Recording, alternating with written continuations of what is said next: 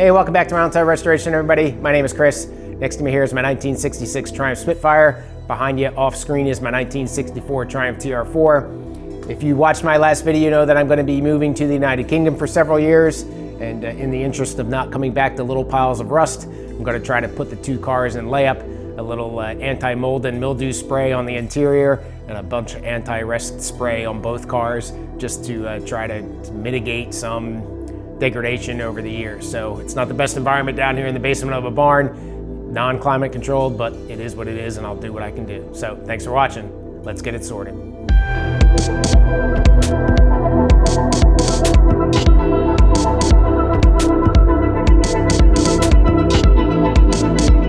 All right, so first thing I'm going to do is work on the Spitfire. For the interior, I've got this mold control stuff from Concrobium. So not real cheap, 15 or 16 bucks from my local hardware store. But not only does it stop, it also prevents mold.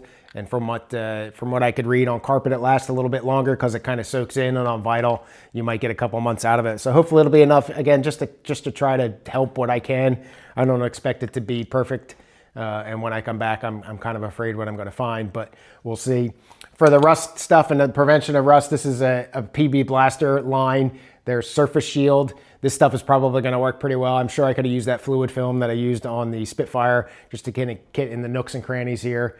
But again, just to try to prevent some gross loss of metal here due to rust. So we'll see how it goes. I'm not going to bore you showing this stuff. It's just me spraying this stuff around, but I did want to show you what I'm going to use. So let's get to it, and I'll be back. So I sprayed down the Spitfire with just that stuff. I could tell there was a couple spots of mold on there already. It's already starting to kill it, so at least that's positive.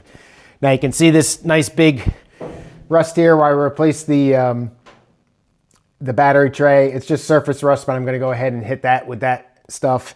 I'm going to spray some in the cylinders and turn the motor over just by hand. Spray a little bit more, turn it over, and just try to get a complete revolution or 2 revolutions of the engine, and then take the valve train or the valve cover off here and spray in there, and that's really about it. I'm not going to go too crazy. Again, I'm just trying to prevent some gross stuff here, and then I'll put the bonnet back on and get the cover back on, and that'll be about it.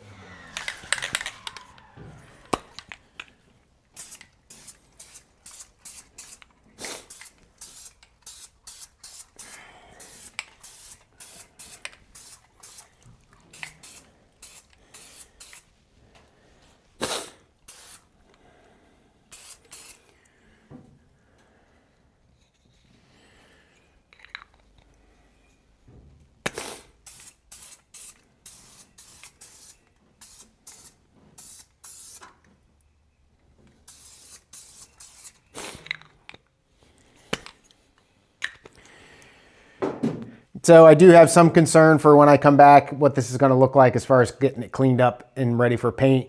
But frankly, that's just a little too far away to really worry about it. So we'll get the valve cover off here, spray this stuff in there.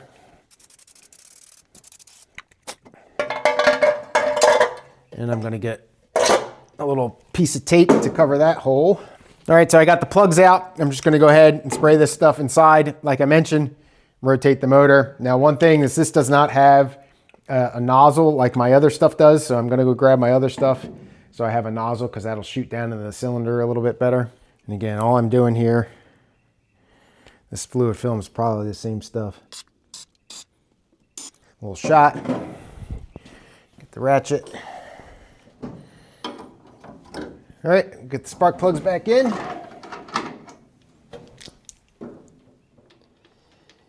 So hopefully that doesn't mess me up. And when I say that, I mean that I'm going to gum up the motor by spraying this stuff in there, but I doubt it. My hope is that it'll just burn off eventually when I start the motor. If you know that I just screwed myself, please do not leave a comment, because I don't really want to know. Let me figure it out when I get back, and I will who knows, maybe start all over. A couple other spots here and just incidental stuff that I'm afraid might rust. Fuel pump area, steering column, stuff that I've rebuilt. But there you go. Well, folks, that's all I got. Thanks so much for watching. Leave a comment below. Tell me what you think. Well, I guess that's it. Like I said, I'm not going to let the channel die, but I'll have to come up with something else to do in the United Kingdom and see what I can do to kind of reimagine the channel.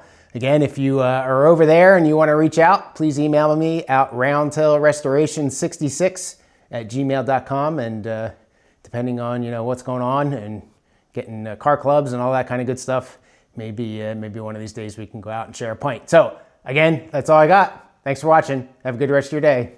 Cheers.